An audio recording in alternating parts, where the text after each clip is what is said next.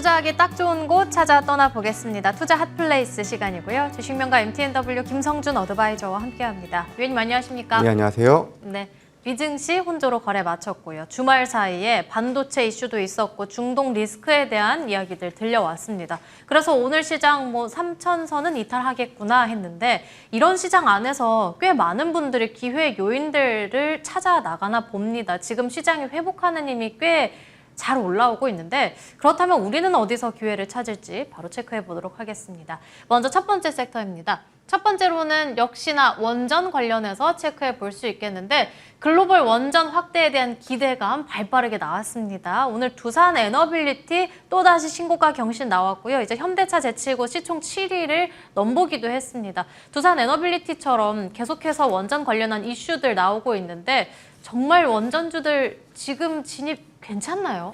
예, 오늘 사실 지수가 조정받는 가운데 코스피에서만 개인들이 1조 원에 육박하는 순매수를 좀 보여주고 있습니다. 아무래도 그러다 보니까 개인들의 순매수 선호 업종군들이 상당히 좀 더 강세를 보여주고 있는 그런 과정 중에 있고요.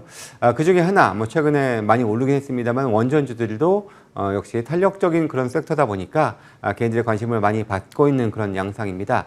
아무래도 좀 글로벌 전력 수요의 증가가 계속해서 진행이 되고 있는 가운데 이제 원전이 향후에 전력 이런 수급의 좀 대안으로서 계속해서 좀 부각이 되고 있는 그런 현실이고요. 그러다 보니까 관련주들이 계속해서 순환하는 모습을 좀 보여주고 있는 부분들이고 여전히 긍정적인 이런 기대감들이 국내외에서 지속적으로 좀 나타나고 있는 부분인 만큼 그래도 이런 정책적인 수혜까지 더해서 좀 더 그래도 상승의 탄력은 아직까지 꺾이진 않았다라고 말씀을 드릴 수 있겠습니다. 원전 관련해서 상승 탄력 여전히 꺾이지 않았다라고 말씀해 주셨고요. 두 번째 섹터로 넘어가 본다면 STO 스테이블 코인 관련해서 체크해 볼 수 있겠습니다. 특히나 카카오페이가 관련한 종목으로 묶이고 있는데 지난주에 상한가이어서 오늘 20%대 급등의 신고가 경신까지 나왔습니다. 투자 경고가 내려졌음에도 불구하고요. 그리고 또 미증시에서도 서클, 이 관련한 종목이 서클이라고 볼 수 있겠는데 20%가량 급등했습니다. 그렇다면 스테이블 코인 관련해서 카카오페이는 조금 무섭고요. 다른 쪽 우리가 어디서 기회 찾을 수 있을까요? 역시 마찬가지로 개인들이 선호하는 그런 또 테마성의 그런 또 섹터기도 한데요. 다만 제가 좀 염려스러운 것은 최근 들어서 외국인들과 기관의 동반 순매수로 인해서 급등했었던 네이버 카카오에 다소간의 좀 이제 외국인들 매물이 좀 취재가 되고 있는 그 양상들이고요. 상당히 많은 종목의 숫자가 투자 경고 내지 주의에 걸려 있을 정도로 최근 단기적인 급등 양상을 좀 보여주고 있는 부분들입니다. 물론 이제 그 법제화에 대한 기대감들, 물론 장기적인 부분이겠습니다만, 그래서 계속해서 이런 정책적 수혜와 함께 또 미국과 우리나라 중심으로 해서 이제 법제화 지금 계속해서 시동을 좀 걸고 있는 부분들이고요. 특히나 카카오페이 같은 경우에는 또 이제 출원까지 상표 출원까지 하면서 계속해서 이제 더 한 발 앞서서 먼저 선제적으로 대응을 하다 보니까 소위 대장주로서의 역할을 꾸준하게 좀 보여주고 있는데요. 말씀하셨던 것처럼 다소 조금 과열 양상이고 조금 조심스러움도 분명히 있습니다. 그래서 변동성 확대에는 조금 유의를 하셔야 된다라는 말씀을 드려야 될 것 같습니다. 네, 변동성에는 유의하면서 정책주 스테이블 코인 관련해서 접근하는 게 좋겠다 언급해 주셨고요.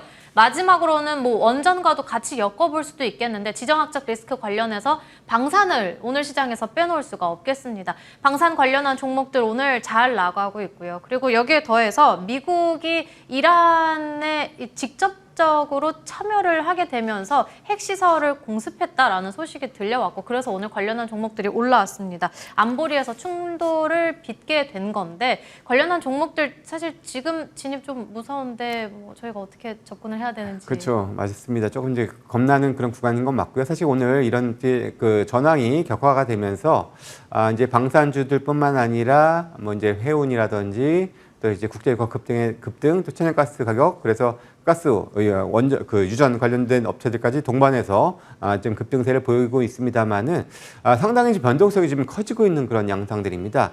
물론 그래도 그 안에서 본다면은 소위 우리가 빅4 정도로 말씀드릴 수 있는 그런 이제 방산주들은 꾸준한 뭐 이익 개선에 대한 기대감들은 분명히 좀 있는 부분들이고요. 그런 부분들이기 때문에 저는 그래서 역시 상위사들 중심으로 계속해서 좀 관심은 유효하다라는 말씀을 드릴 수 있겠고요. 물론 이제 이쪽은 상당히 좀 변동성이 크고 약간 좀 이제 전황에 따라서 등락이 커질 수밖에 없는 그런 영역이라고 생각은 드는데요. 행여나 이런 전황이 조금 안정이 되면은 급락의 소진이 있을 텐데 그 조정을 받을 때는 역시 빅4 중심의 이런 또 이제 접근은 그래도 한번 노려볼 만한 그런 좀 섹터다라고 말씀드리겠습니다. 방산을 본다면 빅4 상위사를 중심으로 해서 보는 게 조금은 더 안정적이겠다 언급해 주셨습니다. 그렇다면 오늘 시장에서 우리가 찾아볼 수 있는 공략주는요? 예, 저는 일단은 오늘도 원전주 중에서 하나 좀 골라봤는데요. G2파워를 한번 골라봤습니다. 사실 G2파워는 최근에 이제 그 시장에서 많이 회자가 됐었던 것이 이제 ESS 에너지 저장 장치용 이제 수냉식 액침 냉각 그런 시스템을 신제품에 대한 기대감들이 상당히 좀 많이 있었는데요. 이번 주 수요일 25일 날 그 신제품이 공개를 앞두고 있습니다. 그래서 그런 기대감들을 좀 받아볼 수 있다라고 좀 판단이 되고요. 올해 신한울 3, 4호기 원전용 그 배전반을 수주를 받기도 했었고요. 해외 쪽에서도 뭐 인도라든지 뭐 지라든지 계속해서 또 추가적인 또 수주 확대가 또 계속해서 나오고 있는 부분들이어서 본격적인 원전용 배전반 시장 쪽에서의 확장도 기대가 되는 부분들이고요. 올해 이익 개선도 좀 기대가 됩니다. 뭐 그런 부분들이기 때문에 단순한 뭐 테마적인 것을 넘어서 그래도 새로운 제품들 그리고 거기에 더불어서 실적도 지금 우상향할 수 있는 부분들이 있고 현재 시총이 2천억대입니다. 그렇기 때문에 상대적으로 저렴한 부분들도 있기 때문에 충분히 한번 추가적인 상승을 노려볼 수 있겠다라고 말씀을 드리고요. 오늘 목표 주가는 14,000원 제시해 드리고요. 일단 기술적으로는 이제 1,500원 정도의 지지 여부가 중요하게 할 것 같고요. 1차적으로는 손절 가격은 10,000원으로 제시를 해드리도록 하겠습니다.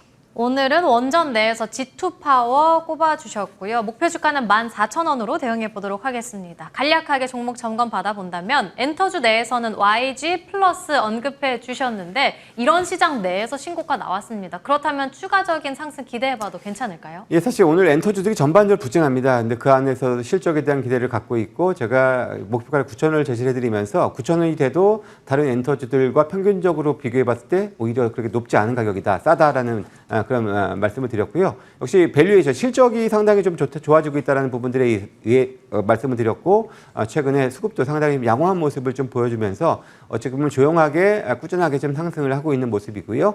뭐 저는 이제 목표가 얼마 남지 않았습니다만 한번 좀 돌파 여부를 기대를 하면서 보유를 해보도록 하겠습니다. 이런 시장 안에서 엔터주 좋지도 못한데 YG 플러스 위원님의 공략주는 잘 나아가고 있습니다. 추가적인 전략은 무방에서 함께 하도록 하겠습니다. 김성준 어드바이저와 함께 이야기 나눠봤습니다. 오늘 말씀 감사합니다.